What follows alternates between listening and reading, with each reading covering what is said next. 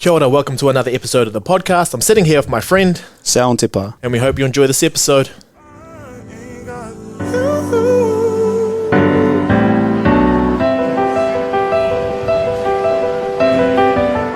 How good? Tēnā koe e hoa.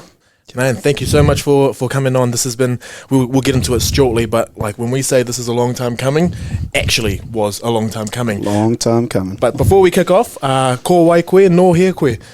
Kia ora, tēnā koutou katoa, tēnā koe Troy. Ko Selwyn Te Paa tōku ingoa, hei uri tēnei, o Ngāti Whātua, Waikato Tainui, pānga hoki oku ki Ngāti Kahungunu, a kamutu e ngā puhi ahau ki te taho toku māma, tipu ake ahau I tāmaki makaurau, eoi, e meana, e Ngāti Whātua tēnei, no reira, ko toko toka te maunga, ko wairua te awa, ko māhuhu ki te rangi te waka, ko nau mai rawa ko ripeanga marae, tēnā koe, no te whānau te pā, ahau. Kia ora. So yeah, I mean, it's cool when we have the people who feel, very confident to be able to come out and open up and explain who they are, because a lot of what we do is about being able to relate with one another. What I find really awesome in a lot of the conversations that I have is being able to see the common grounds that we have with a lot of the people, and especially for people who see you or the people who come on as like people who are doing awesome stuff, and to be able to see like the journey, or to be able to see where that person is coming from to kind of shape that entire worldview. So kia ora for that. So we're going to jump straight in. In terms of a pepehao, in terms of going through whakapapa, for you, what is the, over years, I guess it's transformed and it will continue to transform, but for you, like the importance of that, the significance, if you had to kind of whittle it down and then we can break it out. Yeah. So I guess the one liner is that whakapapa is a reminder of you come from great ancestors, and you yourself one day will be an ancestor as well. And so just a reminder of that. But me, myself, I grew up in Auckland, but spent a lot of time up in Tāgaville. So it's a little place in the far north, just a couple hours north. And there was my marae and my iwi. Yeah. So that's the one I identify most with, Ngāti Whātua. I know the mountains there, I sort of know the river. And yeah, so when I say my whakapapa, that's usually where my thoughts go to. No, that's awesome. And to have the imagery, but also to have like the physical touch as well. So when you do think about those places, describing a maunga, describing the awa, you can, when it's colder, what it's like to touch your skin, or, when the winds are coming past you. It's just always beautiful, actually, to think about it. Yeah, bro, and I understand that that's, a privilege of mine. I was fortunate to sort of grow up there and have parents who prioritised our connection back there.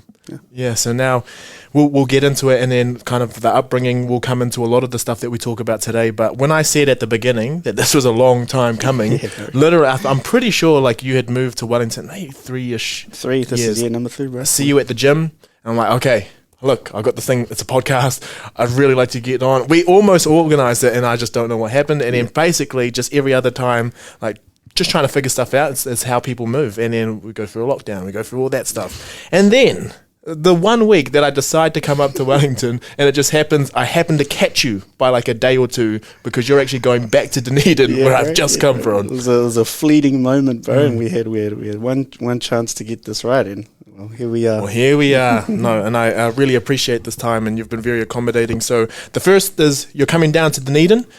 What's happening there? Yep. So this old mate's getting his hat. So yeah, kua riru i au, kua whakawhiwhiki au taku tohu. So I'll be getting my degree. It's my Bachelor of Medicine and Bachelor of Surgery, aka my medical degree. Fantastic. And for you, this is a long road. Going through it, pretty much anyone who's going through that can say that you have to go through so many different development points. But so we'll actually go through your uni stuff, then we'll go back to see actually where that kind of idea was incepted from. But for you, so you were a recipient of a scholarship to actually get you down to university? Yeah, bro. Yeah. I was about, obviously because my parents lived up in Auckland, I was about a hair away from going to Auckland Uni. But I didn't get one of their big scholarships, and Otago offered me a couple, so I said, bugger you guys. I'm going down south. So yeah, I was a recipient of the Tūkahika Scholarship, which is basically a scholarship that covers our sort of fees and stuff into what's called a foundation year, a foundation of health sciences to be specific. So this is sort of a pre-year into what's known as health science first year.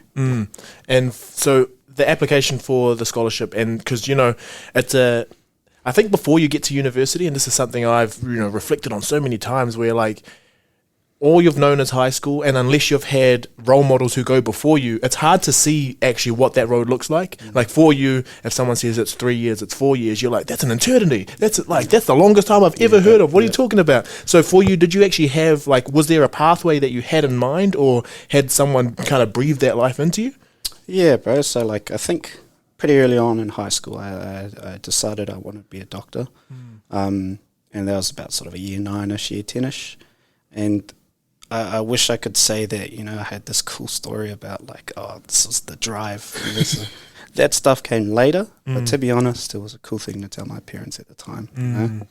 They wanted a lot from me, and they expected a lot of us. We're all, me and my brothers, so I'm the youngest of 3. We're all expected to go to university and things like that. So I was like, oh, sweet, this will get them off my back, hopefully, and it was something cool to tell them. But as the journey sort of progressed, and I came into my own a bit down in Dunedin, I found my identity. I sort of started to see where I fit in, and then what the bigger picture sort of was. Yeah. No, that's cool. And, having older siblings, and also having your parents, with the expectation of maybe going to university, did they each go through that pathway as well? Yeah. So my eldest brother, he's a bit of a tipi haere, so he's a bit of a wanderer. Started off down in Vic Uni, spent a couple of years up at Waikato Uni, and then eventually settled on a property degree at the University of Auckland, so he's a property valuer. And then second eldest, he's sort of a bit more straightforward. He done a BCom, and then started working for Massey Uni not long after that, and then decided he also wanted to be a helicopter pilot, so and then got his helicopter license. Extremely proud of my brothers and stuff like that, and love them to bits, and they've always been hugely supportive. Right. And your parents went to uni as well? Yep. So my father went to uni, and my mum was a chef by trade. How awesome. Yeah, and it's a real interesting story. They didn't grow up, both of them didn't grow up with much. We were pretty poor, and then as they were going through uni, I think they were both sort of enjoying the life of uni, but eventually my eldest brother came around, sort of my dad's third or so year at uni, and then that's when A got into G basically, and I've got to put bread on the table, and so he got real serious about what he needed to do and what he needed to get done, and so there's one point where he was sort of studying, working as a teacher, taxi driver, sort of operating on a few hours of sleep a night just so he could sort of provide for my mum and my brother. No, that's these stories when they come out and you just hear and you actually get to chat with your parents about this sort of stuff, or some of because when you're younger, some of the stories that come out, you're just like have a little laugh, like back when I was doing all these things, and you're like but the older you get, and when you start to get to the ages that they were, like having their first child, and you're kind of surpassing that, and you're still just like studying your degree or whatever, you're like, I could never. The gratitude that comes with understanding that experience is like, wow. Yeah. 100%, bro. And I know there's a couple of sort of cool stories. I hope I won't get my dad in trouble. He told us this one time about how back in the check writing days. So you could write checks for anything, bread, milk, whatever. One time he knew he had nothing in his account. He got some bread, some milk, the usual groceries from a dairy, and he wrote out the check knowing damn well it was going to bounce. And I hope I don't get him in trouble for that. And my mum was an absolute sort of a workhorse, She's best mother, most caring person, and she could make any house a home. Right. She was absolute bomb at caring for us, and so when I sort of came along, that became her primary role. So she was a stay-at-home mum, and she was the best at it. Yeah, that's awesome, man. And like when you are talking about making a house a home, that's they sound like such easy words. That we live in a house, but to make something a home, there's nothing that you can buy materialistically that is going to, kind of transform that. Things might aid it, but the actual warm feeling that you get when you walk in and you're like, this is a home, that comfort. Yeah, and it's obviously it comes through sort of some of the labours and things that they'll do, but you know, it's those are just acts of love. You know, those are the physical manifestations of someone's love for you. And my mother was an absolute expert at that. Yeah, she's one of the she's famous for her food and her cooking thing. What's it called? And so, you know, every time we roll up to the marae, we will sort of have our roles and stuff like that. And Mum was, you know, a pro at hers. Now, something that's always front of mind when I have, you know, people like yourself. I mean, I think I met you. It would have been when I was at Arana College, you know, working as an RA, and then, you know, we had our wonderful friend Hamiora, who just brings everyone together, and you know, just hearing you two just, you know, speak reo, and for me, I was just like, this is awesome. Like, I love it when people feel like they're in a comfortable space to be able to do that. But then it also makes you think, like, this is not normal. Like, at that time, it was just really not normal. And it's interesting, you know, if we were talking about Nixon earlier, how his was like trying to fit his reo around stuff, because a lot of the areas he was kind of going through, that wasn't the norm. But for your upbringing, it was a little bit different. So can you tell us a little bit about that? Yeah, bro. So going a bit further back, my parents weren't sort of native speakers, but my father went on to learn Te Reo at university. And so it was a priority for both of them that me and my brothers, we all grew up with Te Ao Māori as our first language. So we went through kohanga reo, which is full immersion kindergarten, and then went to sort of was in a bilingual year, but, you know, basically kora kura kaupapa, so full immersion primary school. And so there, and then my high school at Hatopaora College, those were sort of where this whole, my identity within Te Ao Māori was really sort of grounded within me. Yeah.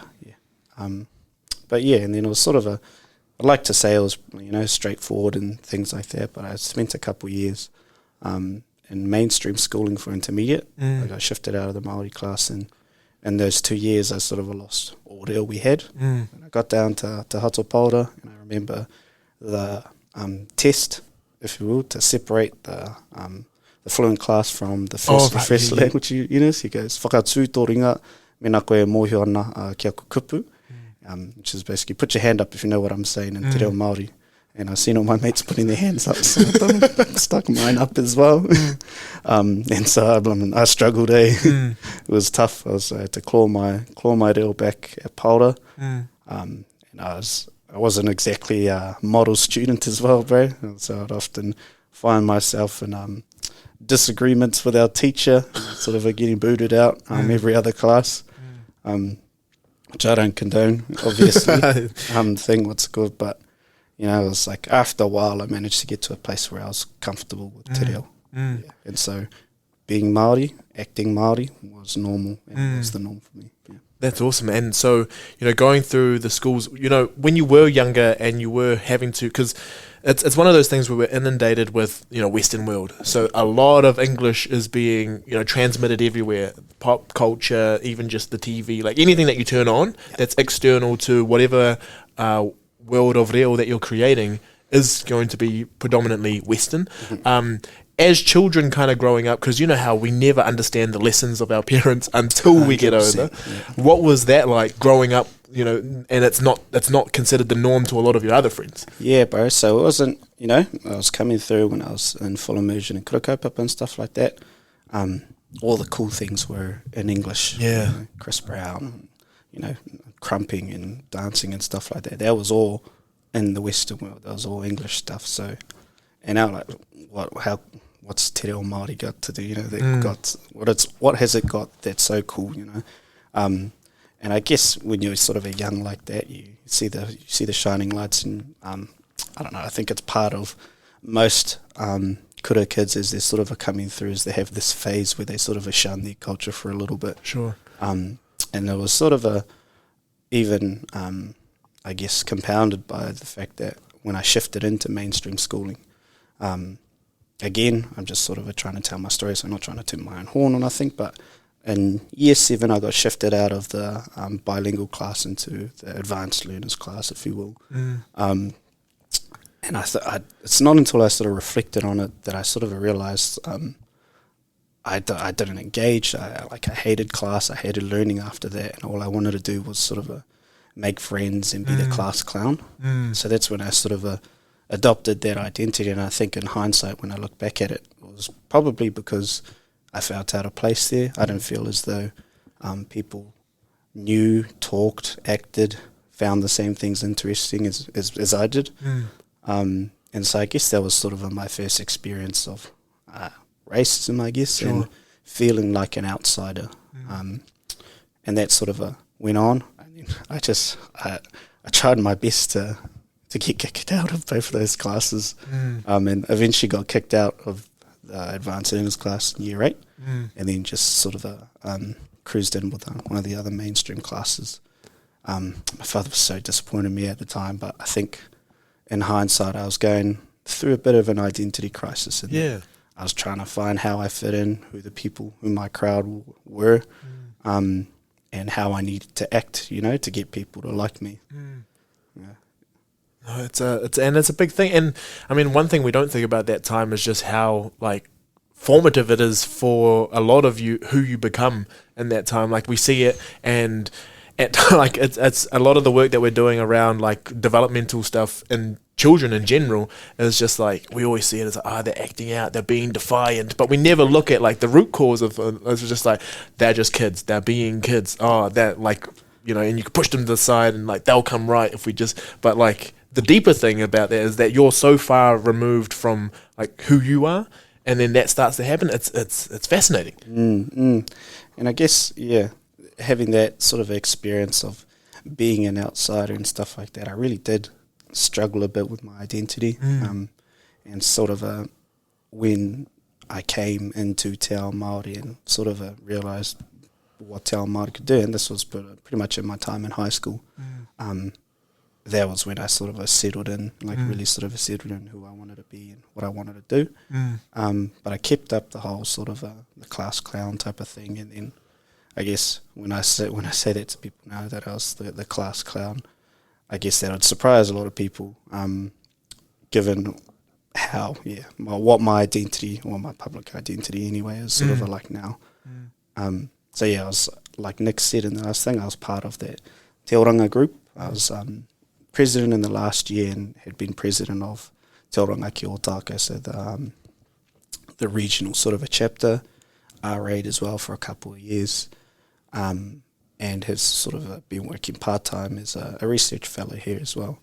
And so I guess people hear those things and then they sort of assume that I've got this identity and that I'm this sort of a Hundies guy, and don't really sort of understand that. Or if you guys knew Selwyn from even the start of uni, there's a bit of a different individual. And now going to Hatopaora, so for the people who don't know, you go in as a boarder, and everything. What's a Catholic school? Yeah, bro. Māori Catholic boys boarding school. Yeah, boys boarding school, and basically just like you go in and it becomes its own subculture of its own, right? So like all the Paora boys, because and they're very staunch. Yeah. Pretty much as soon as they leave school, anywhere that they go, and then there's like massive reunions every now and then as well, because we've got a couple of boys at the club as well.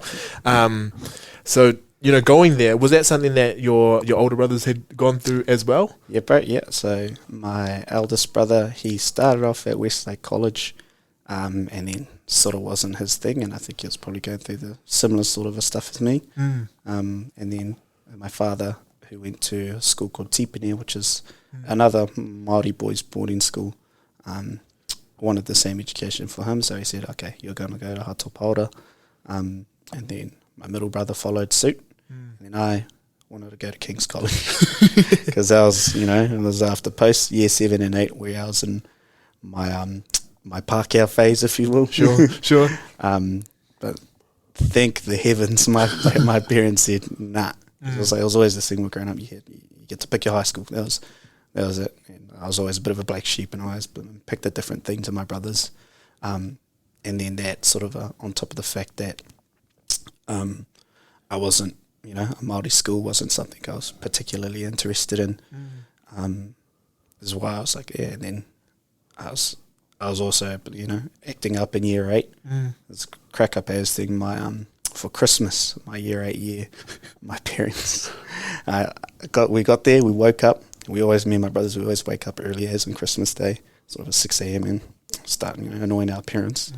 Got got out, seen the Christmas tree, and it was just all these boxes. And then I peeped in, and I could see my name written on most of them. I was like, just piles and piles of mine. And I was like, looking at my brothers like, Shane, I must have been the man this year. Yeah. And then got around to opening the first one, the blue shirt. Oh, turned around, it was a polo, and it said Hatopaora College there. And I was like, oh, thanks, and avocado, that type of vibes. Yeah. Tossed to the side. Opened up another thing. Oh, the blazer. So the whole thing was just my different pieces of uniform for down at Paora. And that was their way of telling me I was going there whether I wanted to or not. Yeah. And it was just made worse by the fact that they bought the blazer, put my name on it, but it was too big for me, so my brother got it, and I got his hand-me-down. I was like, man. Thing what's good, but man, when I got down there, within sort of a couple months, I didn't want to leave. I loved it. I loved it so much, and the bonds that I formed there and the brothers that I made. I know everyone says it, brothers and stuff like that, but we used to laugh at other schools when they'll do that as a rugby chant. Brothers on 3, 1, 2, 3. Hey, what you know about this? Thing. What's it called? That was hugely formative. My years there at Paora. I was just loved it so much. It was cool to be Māori. It was cool to be good at things Māori. Like if you're good at kapas, if you're good at sort of sports, money kōrero, whaikōrero, those types of things. That was a valued asset. Yeah. And that's not a skill that other places value. Absolutely. And so, I loved it down there. Made my best mates that I ever make. I didn't think I'd be able to find more friends once I left there as well. 5 years of living together, eating together. You just sort of get to know someone on a whole nother level. Learn to tolerate people, you may not get along with. And just, those character things there were so essential for me. I think. Sure. Yeah. And because I was always jealous when I saw all the boys who came out of like wharekura, and there's something about them. Like it's a different bond where you're just like, you could spend as much time as you want with anyone else, but like, unless you're doing everything together and you kind of create that own world, you're never going to get that sort of thing. But just in terms of like when you're there learning as well. So like you said, a lot of the skills that you're learning and a lot of the skills that you're priding people on. So if they can get these, they pretty much created the world where like, so in most cases, when you see on Facebook stupid comments, it's always like, where's Māori going to get them? Only English. But like, it's really transformed that we're like, actually in this world, if you can't do these things, you're not going to get anywhere. So like, that's how we kind of transformed it. And that's how we can kind of get to, but I'm going off here. But at your school, when you were going through different things, what were like the main learning, I guess, for, te reo, for tikanga, for all of that sort of stuff that's coming through? Was it something that you had dedicated time to, or did it just become everyday life? Yeah. So specifically with the culture side of things, we're reminded every day, we're a dual character school, Catholic and Māori as well.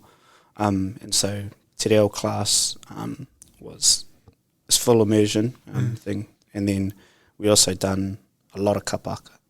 So we'd have chapel morning and afternoon, and that'll be accompanied by sort of 1 or 2 songs each time. So we'd be singing every day, waiata, and then all our karakia and stuff would be in te reo Māori as well. The majority of our karakia would be in te reo Māori.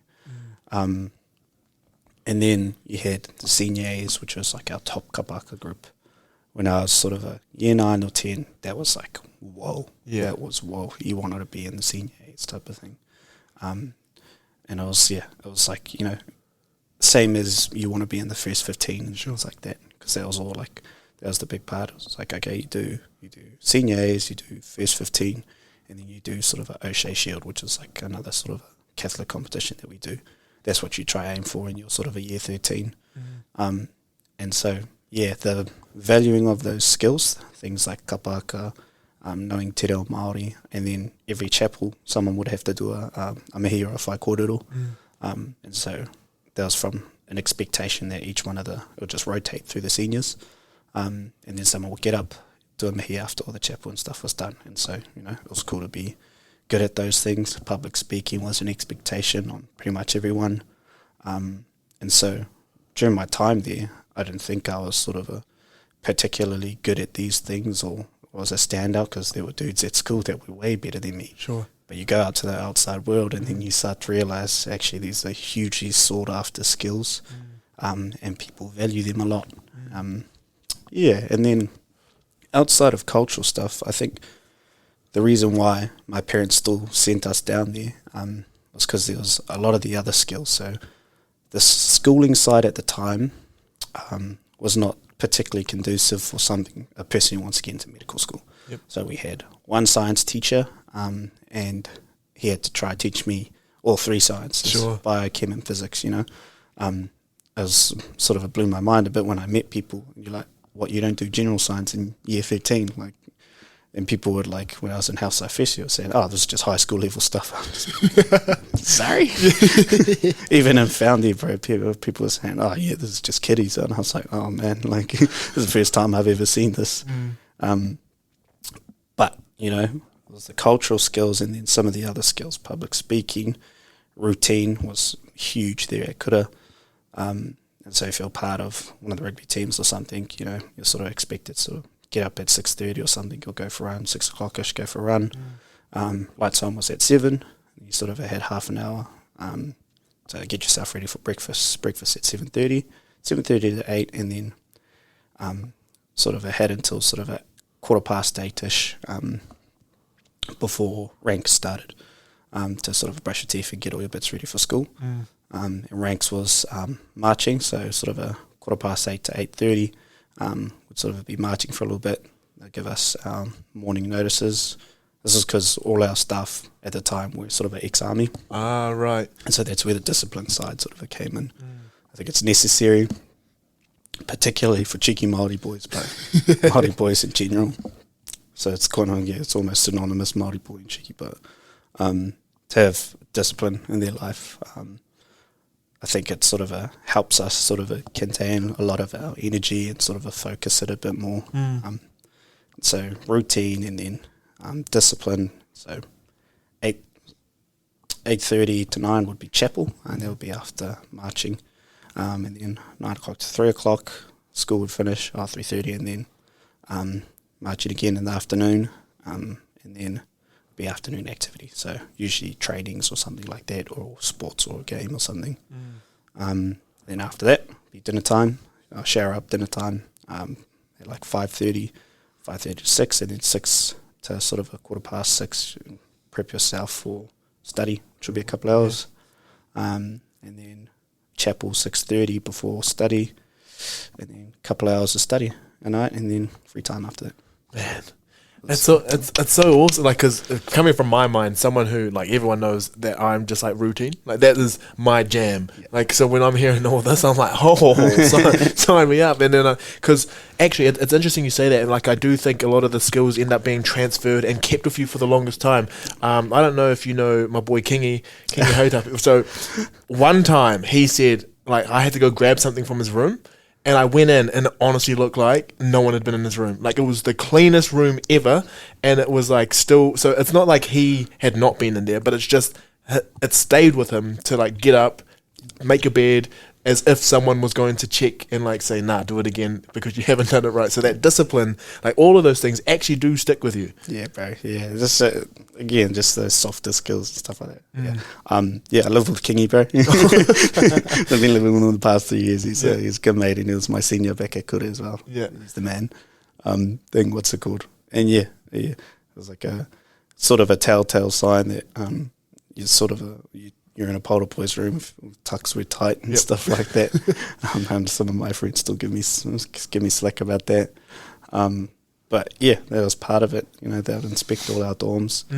And so we took a lot of pride in being sort of a tidy and things like that, and being organised. And then like once a week would have bay inspections where they'll do, you know, a fine sort of or they'll go through your bay and stuff like that, or your room, like a fine-tooth comb. Look at how the edges are tucked, go through the locker and stuff like that, in a way to be organised. And this was just, you know, the ex-army influence, ex-SAS and stuff. So, Those things were all part of it, and then a lot of pride in uniform as well. So I check our uniform at marching, because that was part of the marching process and stuff like that. I make sure all uniform was sort of a clean kept, black socks, even if you're wearing pants, had to be pulled all the way up, and then polos and stuff like that done all the way, tucked in, socks pulled up, those types of things, and then haircut restrictions. Wow, damn, so it's all going. And now something that just kind of popped into my mind when you were speaking before, about like, not idolizing, but you're seeing who you could be, and you're seeing what, like the shoes you want to fill eventually, and something that we were talking about earlier with just like actually getting a bunch of tāne in a room, and a lot of the rhetoric, I guess, is about like men cutting each other down and not being as supportive and all that. And I was just thinking, like, in that space, if you're seeing people, like, what was it quite a supportive environment? Like, for you to get up, I know the first couple of times you roast your boys, you go at it, but like, did you actually feel like you kind of created an environment where you were able to kind of express that side of yourself? Yeah, I don't know, like, I think humility was like above all else for us. Absolutely. But then we got taught like about humility, which is why I also value the church, and despite not being religious myself, the teachings and stuff about humility. So humility didn't mean sort of cutting yourself down. It was actually a matter of embracing the gifts that Ngātua or God gave you, in a way that wasn't sort of selfish, and it wasn't about you. Yeah. Sort of giving yourself up and realizing actually, if you have gifts, that you should sort of embrace them. And people knew what they were sort of good at. Yeah. So, we had our rugby boys and stuff like that were just, like Māori boys are, just absolutely talented at a lot of things. And sort of leaned more into the educational side of things. But even though we all had our sort of different lanes and whatnot, we were still expected to be all-rounders or be well-rounded at school. So by the time we got to my year 13, there was sort of 12 of us in my year group. And so we were a real small school, max roll was sort of just over 100 type of thing. And so we had to be the first 15. We had to be the seniors and those types of things. But that was so important, man. Like, honestly, it was like one of my last sort of 3 years at school were so important, because, you had to be your grades. They were the sort of foundations. Expected to do well, and then sort of in one of the years I was there, we got like 100% pass rate of an NTA, which is unheard of for sure for Māori kura and stuff like that. And we were proud of that, and we wanted to maintain that. And so schooling, and then outside of schooling was sort of rugby, and rugby was hugely important. Every young Māori boy wants to be an All Black. And then when you're sort of when you're like me and you're weighing about 50 kgs soaking wet, bro, it's you sort of accept pretty early on that you're not going to be an All Black, but you still go your hardest, and you have to keep up with the rest of the crew in that. And then as well as rugby, seniors, so kapaka and stuff like that. And if you've never competed for kapaka, it's hard to sort of explain, but the demand is just as much as sort of rugby. Well, when it's sort of as serious as we were at school. So we'd have weekends, we would play a full first 15 game, and then have to come back for sort of 6 or so hours of kapaka afterwards. We were smoked. And this would be after, because we were the only ones that could have, doing things like a promo tour or something. Sure. And still expected to sort of hit trainings and stuff the next day. So it was tough, bro. But it was me. When I look back at it, I'm like, oh, thank goodness. And it's like that sort of stuff where, like, when people talk about service, and then you see some people's eyes light up because they get like excited because they know that service fulfills them. And it's because like it's almost like you've been given that leadership role, and without you knowing it, like you're actually stepping into your own when you are stepping into those spaces. Like at first you do think like, I have to do this. But then the more you do it, the more you start to find that you're like figuring out your own ways to do stuff. And it's a huge part of growing. and something. So now we've gone from a world that accepts you for who you are and actually want you to excel at that side of you. Then you come into, the other side where you come into academia. And I'm not saying that, there are actually huge transformations that are happening in the space overall, but, that kind of shock, was it a shock or was it something that you were like, I'm ready for this? You kind of knew it was about to come when you had to move down to the little old cold Dunedin? Yeah, bro. It was a shock in that, I had lived, so Polder is also in the middle of nowhere. I think that's by design. So we're just in the middle of nowhere on a farm, 15 minutes from the nearest town. And then by default, 15 minutes from the nearest girls, bro. So, sure. So getting down to Dunedin, I was overwhelmed. I was just like, wow, you mean I don't have to apply for leave I can just go do what I want. I can drink when I want. I can, do what I want during the weeks and stuff like that, and no one's going to tell me what to do. It was a shock, bro. And then it took me a little while to come around. I guess my first sort of a year down there, and this is why I say when I tell people or people see me these days, they're like, man, you're way different, bro. I was like very much embraced, being a class clown again and sort of not taking things seriously. And, I was drink pretty often and sort of go out and party quite a lot. And so that's what my first sort of a year down in Dunedin sort of consisted of, was trying to get all those things out of my system, because I knew after Foundy, it was work. It was Halsai first year. Yeah. Which is the year of I think I've had quite a few people on who went through Halsai, and they've all described it in their own little ways. And it's basically just a huge demand on you, and a lot of it is kind of taking away that social aspect, because all you can really focus on is your study and trying to get that done. But you're thinking ahead already, like medicine's the goal in your mind. Yeah, bro. Yeah. Medicine was sort of the goal, but I didn't really have like a massive drive behind it. Yeah. Again, not to toot my own sort of horn, but try to tell the story as I can. I was lucky I could get away with doing the bare minimum and sort of again across the line type of thing. And so when I was just sort of going through my first year and found out, I was like, oh man, I don't think I really picked up that good habit. But I had people around me who just encouraged me a lot and believed in me a lot.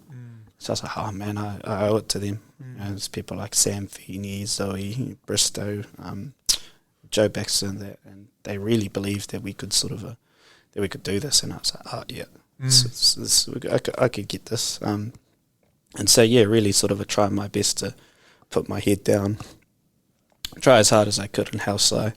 And I think I was pretty happy and I was pretty lucky. I still don't think I was perfect, and I don't think anyone thinks they were perfect when they sort of look by. Like me and one of my good friends as well, Legion. Me and him were sort of a joined at the hip through Halsai. Sure. And so what's good is we're going through stuff. Balance was a big part of what we done, and so work hard, play hard type of attitude. And I guess that sort of carried on through. But sort of come the end of the year, I was pretty relieved to have made it through, and I can't say I was like a model student, and that the things that sort of that I had initially were the things that sort of got me through. I don't know. I feel like everyone's got a bit of luck in their life, I guess. Sure. Yeah.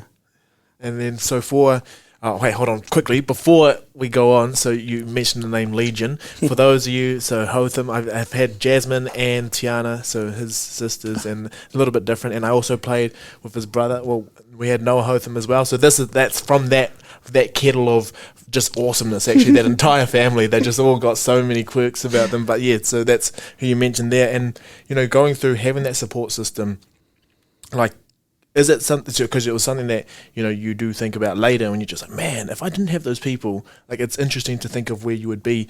But then at the same time, there's probably something about you that you're bringing to those spaces, and it's not to in all humility that you'd say something like that, but it must be some sort of reciprocity between you and those groups too. Yeah, bro. Yeah, and thing what's good, lucky as well. I was I love Studham College, bro. So that was the halls I was part of, and it was my second year in Studham that year. And I really loved it. I loved the culture and I loved the people. And sort of halfway through the year, I was asked by the warden, Ziggy. So if you've ever spent time in Dunedin around our area, bro, you know who Ziggy is. Yep. He sort of asked me if I wanted to be an RA, and I was like, okay. I didn't really sort of see myself as, you know, a person or a leader or anything like that. And so I guess at that time I was sort of going through a transition a bit of maybe I'm, you know, someone worth sort of standing in front of people, or, you know. But it was so hard. I wasn't a person, like I wasn't a prefect or anything back at Kura. I was just sort of happy to be in the middle of pack, happy to be sort of inconspicuous and get by. But then, yeah, I think that's when things started to change a bit. I sort of started to come into this identity a bit because, like you said, bro, you know, there's people in these groups that influence you, and you feel like you owe it to them to sort of do well. And Ziggy was definitely one of those people for me. He believed a lot in us Māori MPI. He made us feel valued at the hall, and then he believed in me as well, which I was pretty, you know, grateful for. And then so coming into medicine and, you know, going through, so now that you're at the end, like there's probably heaps of reflections that you could go through, but, you know, thinking about your, you know, the position that you're in to actually, you know, make some sort of difference. And there's probably been examples of that through your time studying, but also probably changes in your perception of what it would mean to be a doctor. So just, you know, some of those reflections, if you don't mind, like going through either like practical examples of when things have happened, or just, you know, comparing yourself to when you came into medicine to, you know, almost crossing that stage. Oh, you would have crossed that stage by the time this comes out. Yeah. What's it called? I think that's when things started to transition for me, I guess, and I started to pick up the mantle, if you will, or adopt the identity, because, I don't know, I guess I was a bit of a rolling stone before that, but sort of getting into medicine and then meeting some people, you start to, you know, want to be a bit better and say at the end of the day, oh, this is why I'm doing something. And so I guess that sort of a second year in med school was pretty key for me. I hung out with some awesome people. People taught me about, you know, discipline and how far people can go with good discipline and routine. And so it was just a matter of reaching on my past experiences and sort of reviving those, if you will, or bringing those back. And then was when I first ran for a position on Te Ao Otago, it was the second year rep. That's when I started to sort of identify with this, and then realising that I had a skill set as well, which hadn't really sort of come in handy or hadn't really sort of been used before. So things like Te Reo and being able to public speak and whatnot. That started to come into play a bit, and then started to realise and identify that myself as, okay, maybe I'm someone worth a bit of time, or you know, worth investing, putting in a bit of effort. Yeah. Because there's a lot of things that we kind of go through and we pick up as skills without actually knowing that we're picking them up as skills, because they just become part of your everyday. So like in terms of your values and how you'll just make a decision based on, you're like, oh, it just seemed like the right thing to do. But that's just because like that's been drilled into you for years and years. And now we're talking about reo, and there was something we were talking about earlier, and how, you know, you kind of said that you've just kind of gone up and down.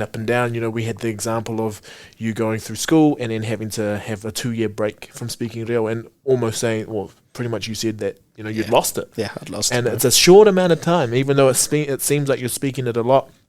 And then by the sounds of things, you know, you go down to uni, you've come out of school where, you know, Te Ao Māori was that's what got you through, and now you're coming to actually know, you need to know your science, you need to know your physics, you need to know all this, and then all these other things, and that kind of drops to the wayside. What was was there ever anything in you that noticed it happening, or did you always say like, I'll pick it up, or, you know, what happened there? With those leadership positions and stuff, bro, and then you sort of get called upon, oh, bro, we need a quick karakia. Say if, you know, I got some stuff in my back pocket. Oh, bro, we need a quick mihi whakato. damn, okay. I'll brush up a bit, thing, what's it called. And then over time, you sort of you do a couple more, and then you're like, you get this, and I think it's what a lot of kura kids and stuff that maybe had been a little separated from, or I don't know, people had a similar journey to me where they'll sort of taper off a bit.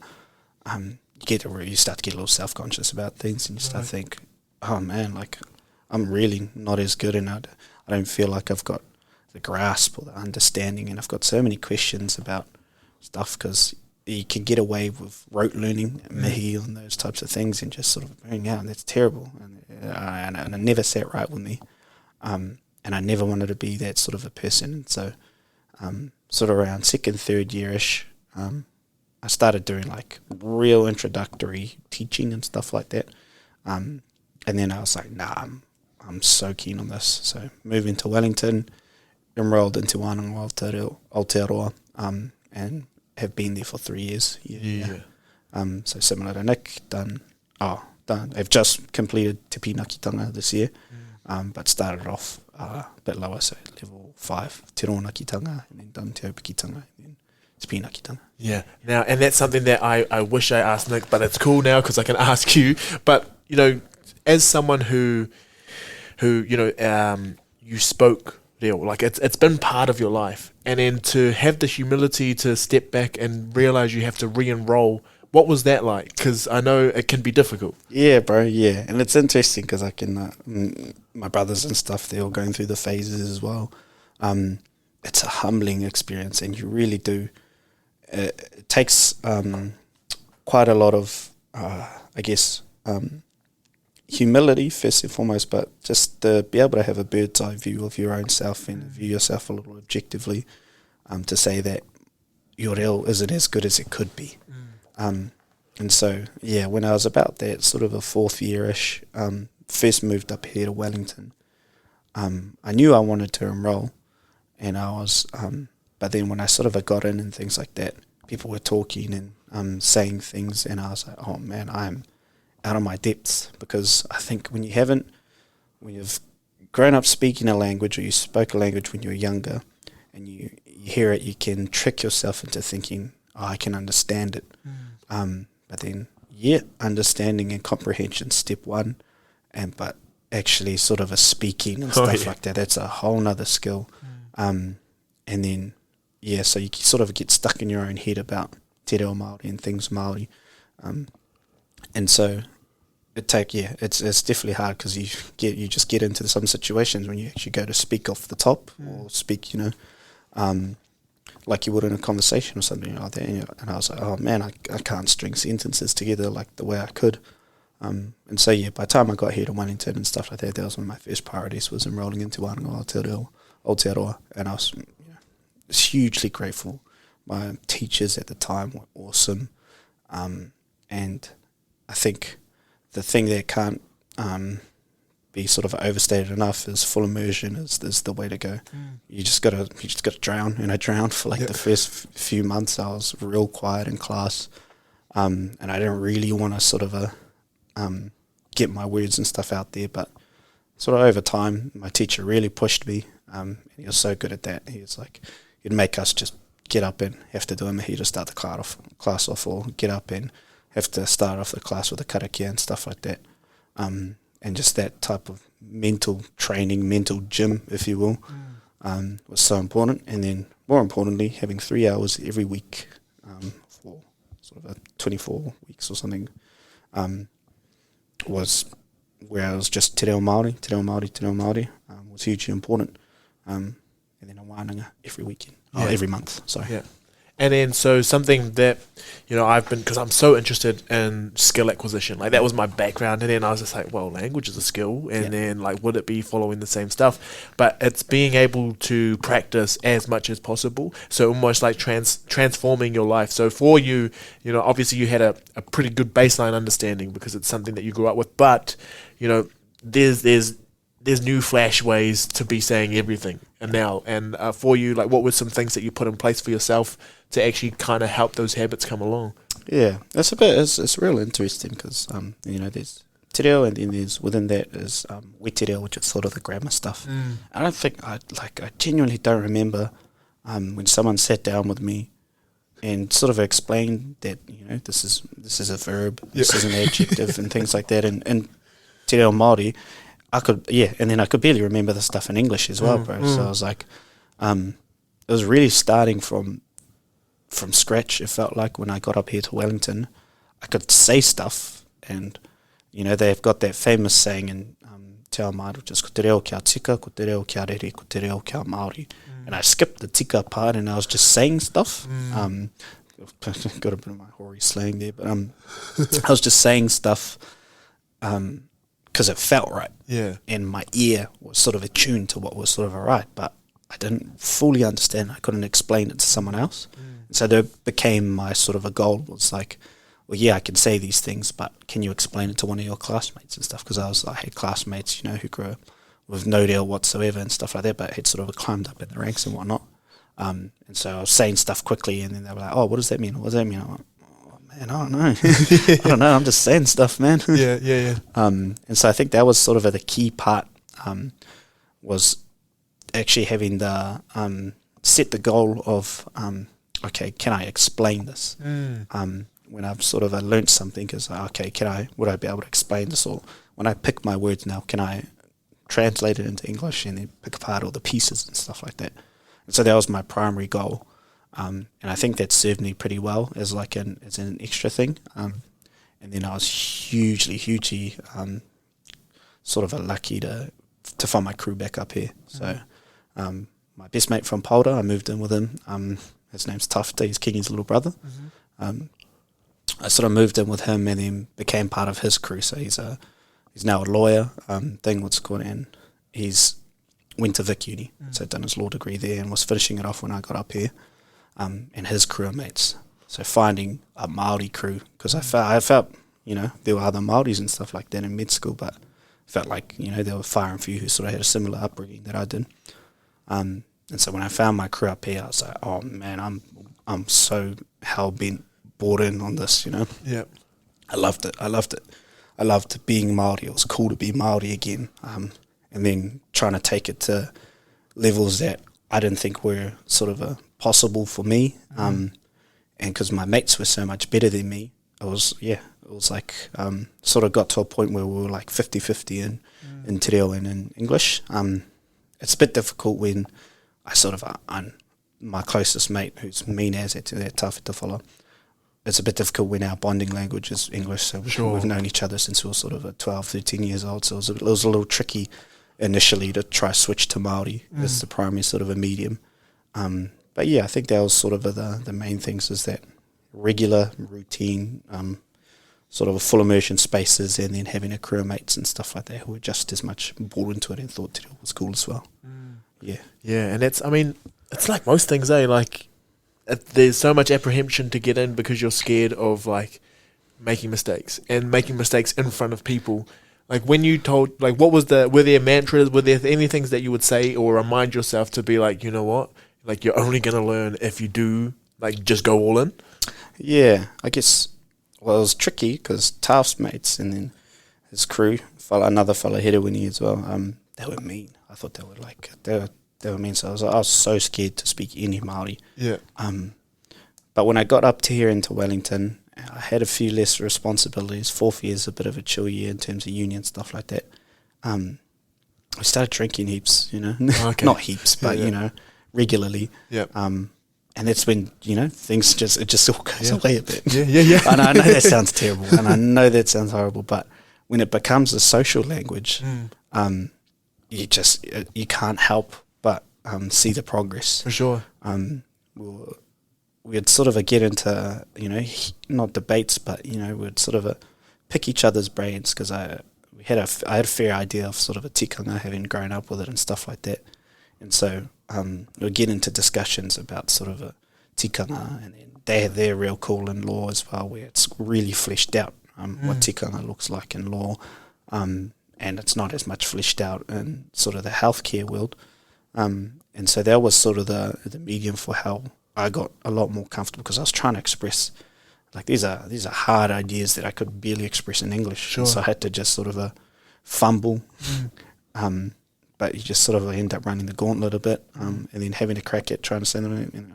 That was kind of trash. But when you've got good mates, they can sort of still pick up the idea anyway. Yeah. And so I guess in terms of, it wasn't like a specific mantra or something, but having people you were comfortable around and that you're okay making mistakes in front of, is hugely important. For sure.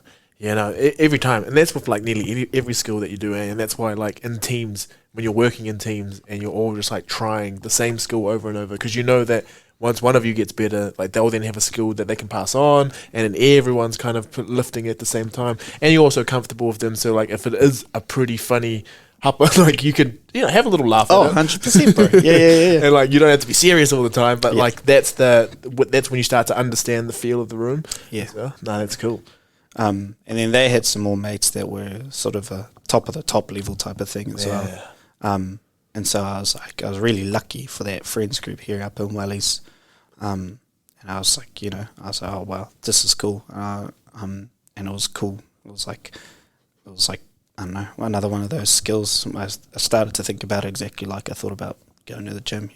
Do your hours, do your minutes and stuff like that, and then you'll get better at it. Yeah, that's so cool. That's awesome. And then just in terms of like, picking it back up, but then coming back into your medicine and coming back into, relational stuff with everyone, did you find that it's kind of like bringing you back to center? Yeah, bro. Yeah. And so, which is why that was like, the catalyst for this huge sort of a identity change, I guess. I wasn't really considered, come sort of a third year, my last year down in Dunedin, I sort of wasn't really considered the Rolling Stone. I was like president of the Māori Med Students Association, with okay deal, I guess, but was really bought in on the goal. And I think I could express that and sort of help other people buy into Māori health and health equity. Was also an RA as well back at Studham, and so people who were in health sci first year, I was surrounded by them, and then the two Kaika kids as well. So I guess I was trying to help them and do my best to inspire them in some way. And then that's when that sort of a readopting those routines and stuff started to happen. And then got here to Wellington, and I was like, okay, boom, it just all sort of ramped up from there. My reo was getting a lot better, and so I started doing things like teaching Te Ao, classes here at the uni, and then also started working here as a research fellow as well, where you start to see actually there's not a whole lot of people with my skill set or similar skill set to mine in A, medical space, B, the research space as well, bro. And so I was really encouraged to lean hard into these things, and they really valued thoughts about what my upbringing was like or how I viewed things. And those were grounded in tikanga and Te Ao Māori. It's interesting, like, because the whole time you're like chasing, I had it all through my career as well, where like I was chasing this thing that is so far beyond, like I'm starting to speak differently, dress differently, like all these different, and I'm like, then like the more people started to see like, oh, actually you're really good at this, and then like I come back to the thing that I was running away from for so long, and I'm like, oh, this is what you wanted the whole time. 100%, bro. Like you were. Well, first couple of years in uni, I was just saying, I wasn't really sure what the identity was, but I think other people saw it in me, or other people thought that he's got these sort of skill sets and stuff. Let's nudge him and give him the great encouragement. And sure enough, it's come sort of a full circle around where, I've come to be okay with that, and then understand what it is that I can and can't do. And I guess sort of that became my big three. I guess was Te Ao Māori, then medical school, and then sort of that leadership space as well. For sure. So I was extremely lucky, and I found a lot of purpose in serving and helping other people. That Māori medical student space was somewhere I felt most comfortable. because I think I could relate to people who had, grew up in Te Ao Māori and, were about this life from the get-go, and then people sort of are at the start of their cultural journey as well. And so it was hugely important to me. What you find is that the 90% of Māori in particular, the 90% of Māori medical students did not have what I had growing up. And by and large, feel a lot of that whakamā, or sort of I guess, separation from their culture. It's never been something they've identified with. And so a big part of my goal was like, getting them for the greater cause, into health equity. But it was just so easy because I was like, man, if you could see the culture as I seen it, or if you had the experiences I had, or if you think that I just think this stuff is the bee's knees, I think it's the coolest thing out, that you speak Māori, that you do kapaka, that you do whaikoro, and things like that. These things are cool to me. As much as you watch your favourite rugby player, that's how much I enjoy, watching a mean whaikoro and stuff. And if only I could give people, just a sliver of my excitement, that's always what I like to do. And what you find is like that passion that you drive and instill, like it might be something, it comes all the way back to, when our parents were doing stuff for us, it could just hit them at one moment where they like finally realize that is cool. Yeah. And then it does pay off sometime along the way. So it's just, you keep injecting that enthusiasm, and as long as you're still, why you're doing it, and you just continue to drive away at it, like you'll be surprised, man. And I'm pretty sure because even, are you doing most of this like through your teaching, or just through most of your interactions? So sort of a teaching was one way, and then association work as well. So the Te Oranga work was pretty key. I hadn't been an exec member for sort of a couple years, because after sort of I finished at toko, I needed to take a bit of a hiatus. But I was still involved and still sort of a part of it, and was always a huge supporter. So I was doing it without an official role or title, which I'd love to do. I found a lot of sort of a reward in that serving work. And then eventually, sort of in this final year, we've stepped up and took up the mantle of being what's called president of the association. It was huge. It was massive. It was so much work, but man, I loved it so much. I loved it so much. It was just trying on a national scale to just let that enthusiasm run, and then letting all those sort of other bits guide me, and all those sort of experiences. It felt as though things were leading up to this from the get go. Yeah, that's cool. Yeah, so like Nick said, part of that, the Kura Deal was one of our events and stuff, and that was one of the big events. And then we also held the first ever Māori Medical Students Conference down in Christchurch, and so we got sort of a 75 odd from both Auckland and Otago Uni and Christchurch together, to just have put on some keynote speakers and stuff like that, get them together as well, and it's just I love it.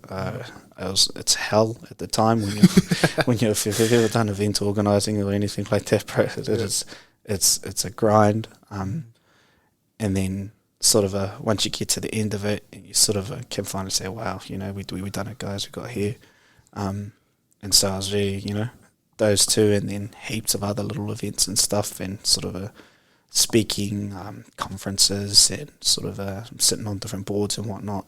I really sort of came into it and was really sort of grateful for the opportunities. Yeah. Oh, that's awesome. That's beautiful. And I think, it's one of those things that it's consistent work towards it. Like, it's not that you had these gifts and then all these things just started happening. It's just that you've continuously had to keep grinding away at it, in your medical field, even in your reo, all of that, had to keep working, and then all the other stuff starts to come as well. And just, one more question before we get into the final question, because time has flown. No, you're good. So you're finished what would be considered the kind of last stepping stone, I guess, of Te Wānanga o Aotearoa, unless you go into a master's or something? Yeah, so they've just introduced the masters, and it's sort of to make up what's for what was known as Te Kiretanga. That's right, yeah. But this Masters is a bit different in terms of focus and whatnot, and it would be hard to replicate what they had in, or paneas as we call it, but that was sort of a, that was like top of the top type of thing, invite only. You had to sort of pass a bunch of tests and stuff like that, and then you had to be recommended from like a previous student, and that ran for about 14 years.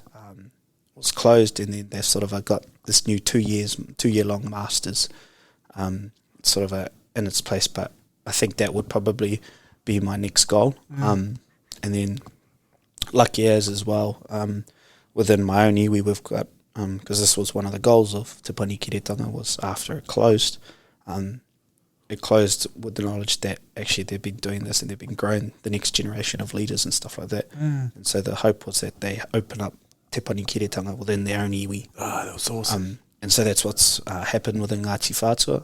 We've got what's called Te Matakahi, which is an iwi-specific sort of a version of it, if you will. Right. So again, that's sort of an invite type of thing.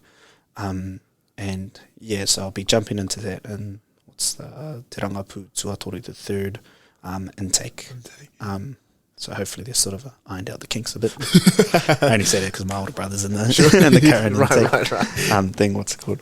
And so that's sort of the next goal, and then, I'd be so keen to do that Masters as well, but the focus will be clinical work, I think. Yep.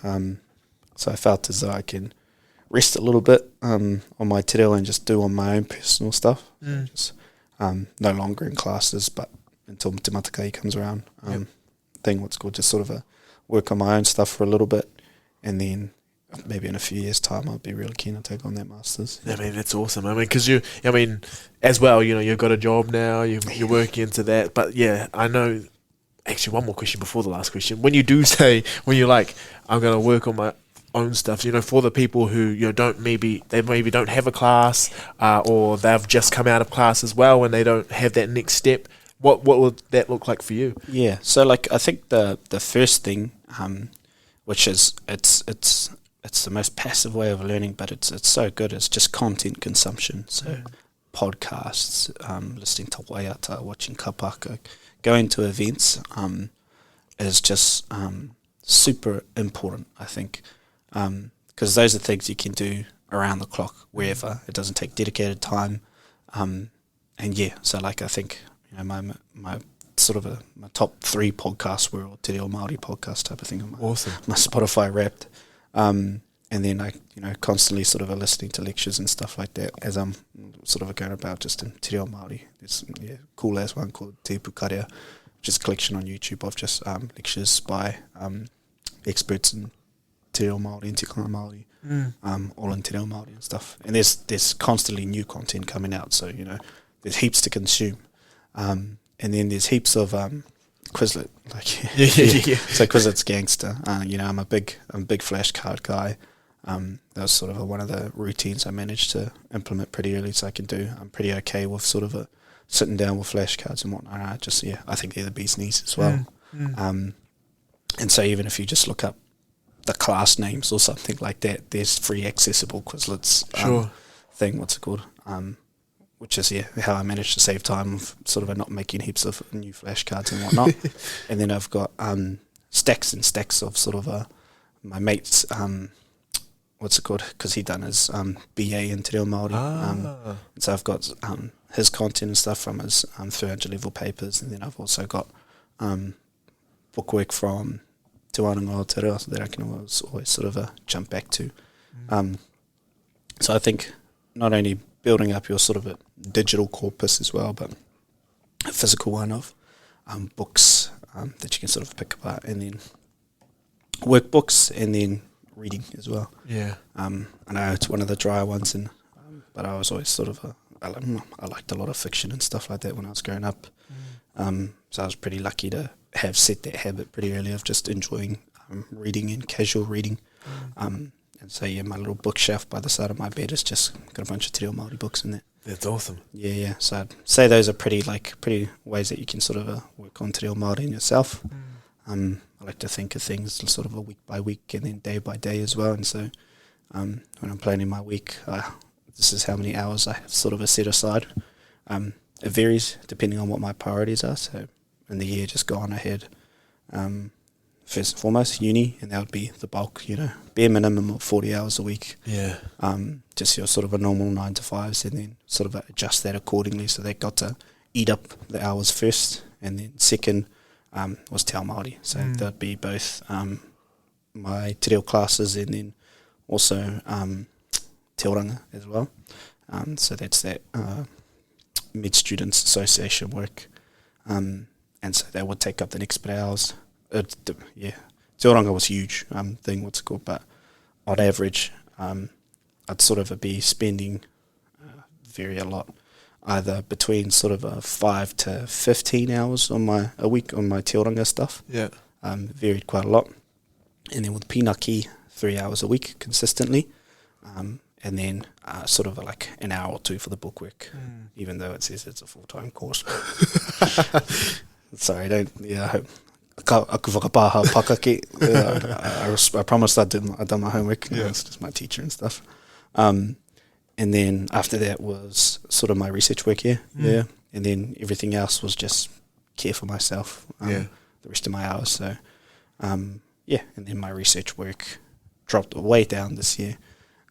But sort of I try chunk away at about sort of a 5 hours a week. Man, so much to take in, so much happening. But like it's obviously stuff that you enjoy. Like by the sounds of things, it's stuff that you are finding fulfilling, and that you show up every day because you know that that's what you want to be part of. Yeah, I'd say like obviously there's like there's the why stuff. That's the core, but. When I think about motivation as the driver for things, I think about that as like more so, the nos that'll sort of get you there towards the end. Sure. But the engine is sort of your routine and your discipline and stuff like that. So scheduling every day was what saved me. Like there's like, cause I know that if you just give me a day, I could waste it easily. Yeah. But using my schedule, my calendar app on Apple Calendar was what's absolutely saved me, bro. So I can vouch as well. I remember earlier stories where you had your calendar app and it's like, wait, you've got 3 things at the same time. Like it's just all color coded and everything. So yes, mans does use it. What's good? Yeah. There was like I really got pushed this year for time, and I was like ended up like it would be on average I'd have to spend sort of 3 or 4 hours on Zoom a night type of thing, just in different meetings and stuff like that, and so had to be real efficient. And then it was ratchet, so I shifted my hours around in the day because I think try to get your 8 hours in and stuff like that, and then fill the day up. You got 16 hours there, make the most of it. It's a big sort of a way of my thinking. I got to the point where I shifted my routine around. I was like, okay, I wake up early, then I could get stuff done.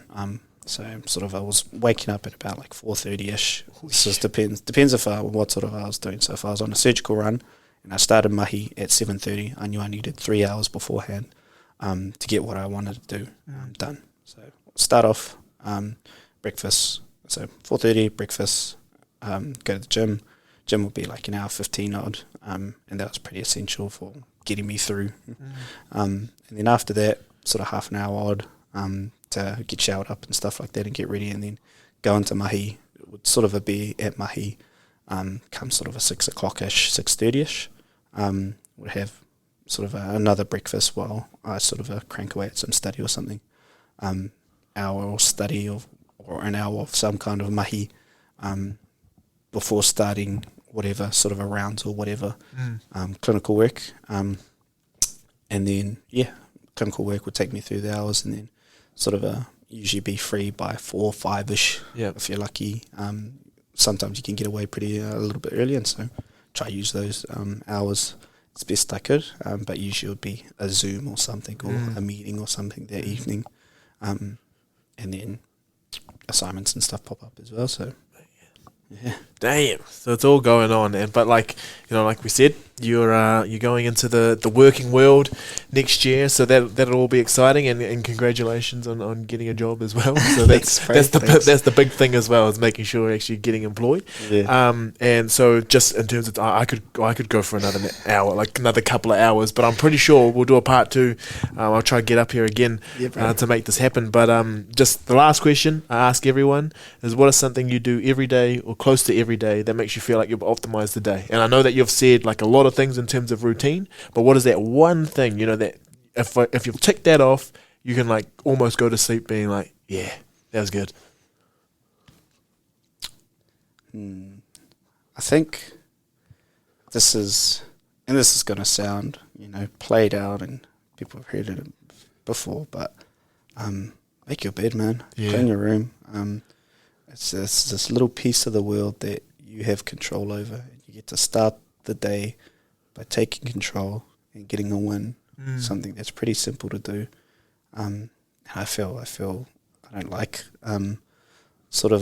I know I feel bad. I've got bad juju if I've like left my bed unmade. Yeah. Thing what's called. So I know I have my good days. And thing what's it called? And that's like 80% of the time. Because bad days are inevitable. But yeah, making my bed, feeling like I've seized control of some part of the world. Doesn't matter what million things are sort of happening.